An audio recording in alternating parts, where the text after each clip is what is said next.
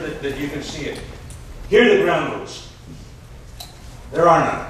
If you feel like you have to go to the restroom, go and have a cigarette, Cuban cigar, whatever it is that you need, feel free to do it. We're going to spend here several hours on a workshop that is going to be really interesting. It's really more than a college level understanding on how to beat the other side, how to understand how they work, and what to do about it. My name is Sam Perez. I'm Executive Director of Gun Owners of California. And for the last couple of weeks, I've been a regular guest at a whole bunch of tea parties throughout the state of California.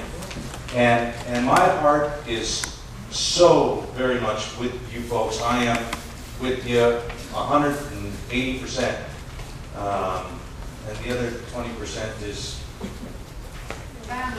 family, well, God, family, guns and tea party, freedom, America. That's about the order that it goes for me. I've been doing this, being involved in politics since 1980, so 30 years of being involved with Gun Owners of California in particular. I left a couple of years to go do a stint with a couple of governors, and I had to quit because they were too liberal for me. And I started a rifle company, and I was making amazing rifles, and then a Republican governor put me out of business. So I got mad. I ran for the state assembly in the Sacramento area. I lost. And the good Lord knew what he was doing, because that was the best thing that could have ever happened to me, was losing that election. I learned a lot, and I got even madder, and I decided to go back to work for Gun Owners of California. And I became the executive director, and I'm a lobbyist, and I'm one of those ugly, dirty, nasty, dingy lobbyists. Unless you spend the day with me and you'll see who the dingy people are, and it ain't me. And the other part of my job is I recruit candidates, mainly for state office, Assembly and Senate, some sheriffs, occasionally get involved in city council races or boards of supervisors. Now, what's gotten me really excited is what we have been talking about for 30 years without you guys ever knowing about us, because how many of you folks have ever heard of Gun Owners of California prior to this? Well, you were well informed, therefore a crowd, but that's still less than a quarter. We're the oldest pro-gun political action committee in America.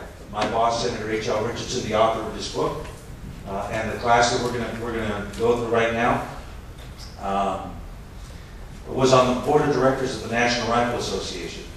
And way back in 1974, 75, Senator Nick Petras, who was this left-wing, wild-eyed socialist, communist, whatever you want to put the label on. He was as left as you could possibly be from the Bay Area. And Senator Alan Cerroti, and I don't know what it is about the water in West Hollywood and West Los Angeles, but that's where he was from. They sponsored the first handgun ban in California. So Senator Richardson said to the board members at the National Rifle Association, which included people like Harlan Carter, Neil Knox, they were all there. And he said, hey, you guys mind if I start one of these new political action committees? Because this was just after the Watergate, Nixon stuff, and every state in the country came up with laws for political action committees, campaign reform. But nobody knew how they worked. Senator Richardson figured it out and asked if they cared if we did it out in California. The NRA said, sure, go right ahead, Bill, do it. And he started Gun Owners of California, Gun Owners of America. In his first year of operation, he got over 300,000 individual contributions. Had never been done before. Basically invented political direct mail, and don't throw spitwads at me, because that was way back when it was done the right way and not one where they just want to stuff your mailbox with all kinds of gobbledygook. And NRA, to their good wisdom, said, hey, that's a pretty good deal. And that's when they started the Institute for Legislative Action Political Victory Fund. And did it on a nationwide basis. They are now they're the gorilla in the field. Thank God for NRA. They need to be bigger. They need to be stronger. We need to have more people in there. I occasionally disagree with some of the decisions that staff people make at NRA, but it isn't the people, it isn't the members, it's staff people. And we will duke it out with staff, and we'll see what happens. But the NRA is a great, grand organization, and on our websites and everything that we do, we say that everybody needs to be a member of NRA. You get mad at them, you spank them when they do something that's stupid, but that organization is truly one of the oldest civil rights organizations in the country. And I'll tell you what, if you don't believe the Second Amendment is a civil right, probably shouldn't be here. Let me go ahead.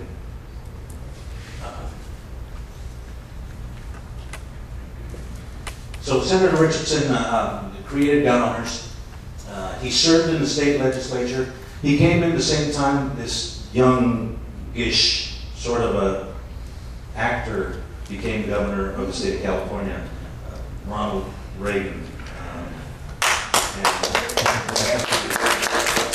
And if you want to know where Senator Richardson was, Ronald Reagan one time invited him to the governor's mansion. That's when the governor actually used to live in the mansion that we have for the governor. And he sat Senator Richardson down, and Senator Richardson wasn't voting for his budget because it had a tax increase. And the senator says that Ronald Reagan used colorful language that he has never heard come from him on the silver screen or since. But when he finished, Senator Richardson said, Governor Reagan, I'm sorry, I can't vote for a tax increase, and I'm not going to vote on your budget. From then on, they went on to be very good friends throughout the governor's career. When he became president, when Senator Richardson ran for U.S. Senate, Ronald Reagan held a fundraiser for him. It was a really good relationship. And we're going to learn some things here. You folks have created such a positive motion, a positive action that is happening throughout America, and the last thing as a participant in the political arena I want to see is for this wave, this tidal wave of freedom that is sweeping over America to peter out on the east slope of the Sierras and not extend into California. And after being able to come and speak with you folks here in Chico, in Redding, in Danville, in Ramona, San Diego County, Tuesday I'll be in Placerville, Thursday I'll be in Auburn. They just arranged for me to go down to Fresno and talk to those folks down in Bakersfield. I am so convinced that you folks are a bright, shining star in America and true troopers for freedom. And it comes in all ages, all shapes, all sizes. A couple of things we realize is that the themes that run together, a lot of people have been affected by government. They're either employed, their businesses have been impacted by the devastation to the economy that this government has committed. A lot of people are sick and tired of government telling us what marriage should be and what guns we can own and you know what we have to learn in school and all of these things, what our kids have to do and what they have to wear and what they can't wear and all of these things. Finally, there's this giant that is awakening. And people, much like yourselves, have turned off the TV. You know, no more Deadliest Catch and American Chopper, which are two of my favorites, and Diners, Drivers, and Dives, which is my favorite, and Man vs. Food, which is my second favorite, as you can tell, and have decided to do something about it. Meeting with other people who think the same way is a very important thing. You realize that you're not alone in the way you think. That's a very important thing. You realize that there are other people who are angry enough to turn off their TVs and jump in their cars or call somebody to drive them to a meeting location. That's a wonderful thing. You get to hear from people who are talking about their vision for the office that they might run for, or what they have examined as a part of the economy, or one of the issues, taxes and things like that, and you're learning, and that's a wonderful thing.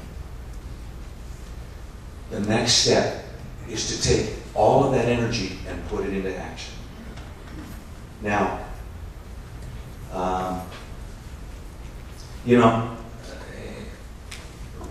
real quick before we do, again, if anybody needs to get up, get coffee, I might walk over there and get some more coffee.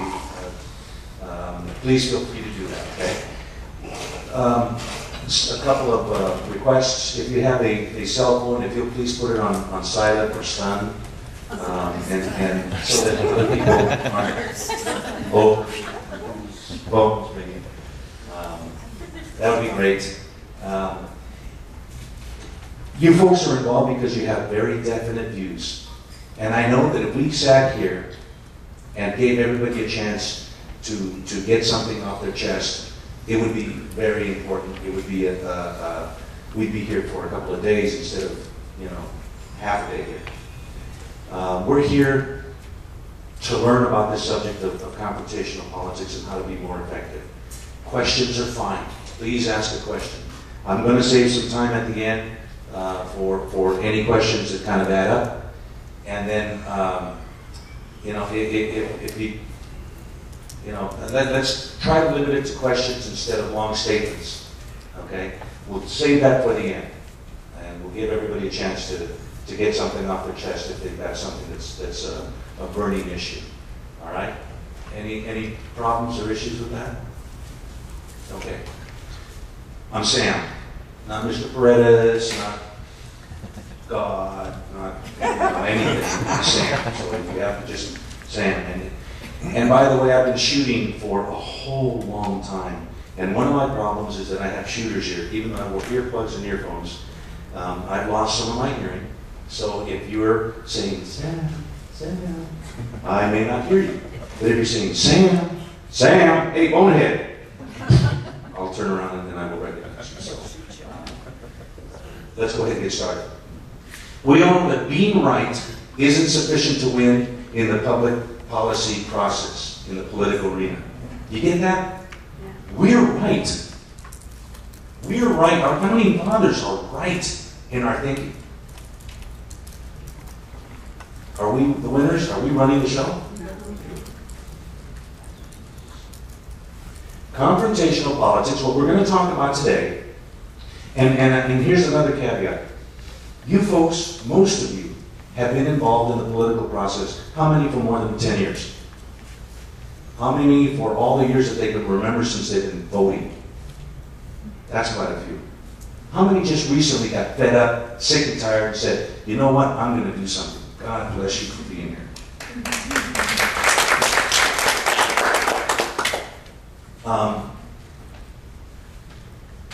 A lot of the things that we're going to talk about, you already know. You know them instinctively. That's how come you are having some of the successes that you have had. The fact that Chico Tea Party played a significant role in defeating the last vestige of communist socialism to be on a member of the Board of Supervisors in any county in the state of California is awesome. Lost like 200 votes. I went to the Tea Party meeting at the breakfast house, and I know that in that room of a little over 100 people, we could have accounted for probably 600 votes. That room alone created the victory. Had the Tea Party not been in existence, she could still be there. Thankfully, now she's drawing unemployment because my understanding is she has no profession or no skill. She's been doing this for so stinking long, she doesn't know what to do. How to do this. Join the rest of America, except this time it's happening to you because of what you've done and not because of what you've done to others. Well, anyway, so confrontational politics is not about anything new. It's about putting everything that we know to work for us. Okay? No, stop.